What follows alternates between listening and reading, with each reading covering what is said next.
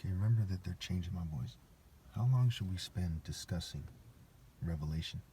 How long should we spend discussing Jeremiah? We can go on and on about the different connections. What is Lebanon like? What does Gilead refer to? But who cares? Okay? These are insignificant details for people who care about such things. What kind of art did they have? Okay, it doesn't matter. If you care about that, okay, but that's not the purpose of leading in the Spirit of God.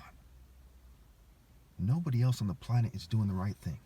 And they're full of social norm fanatics who are often racist.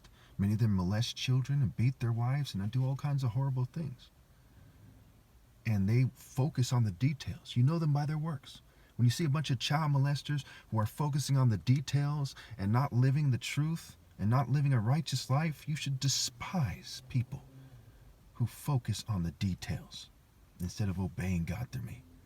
God commands you to stop focusing on insignificant details and to obey God through me. And a child should be able to tell you that.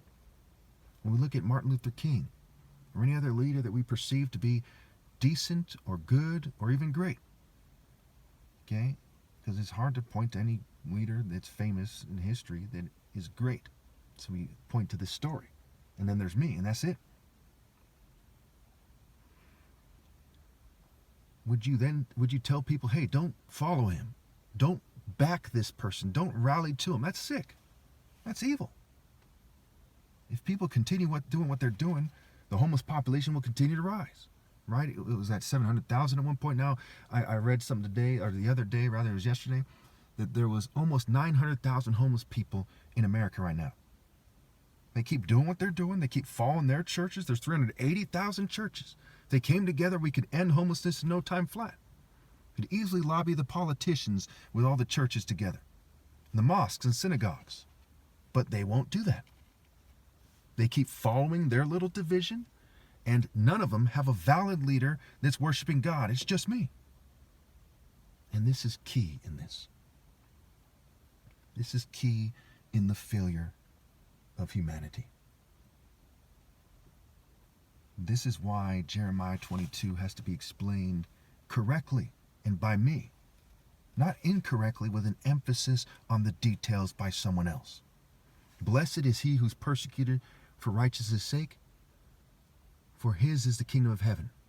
Blessed are you when you are persecuted for righteousness' sake, for yours would then be the kingdom of heaven.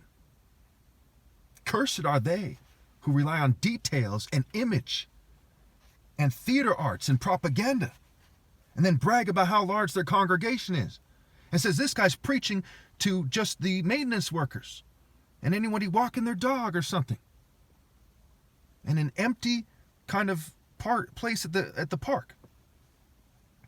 That's because I'm actually doing God's work, and narrow is the way to life. Haven't you heard? Haven't you heard that my way is the way, not yours? How could you miss that?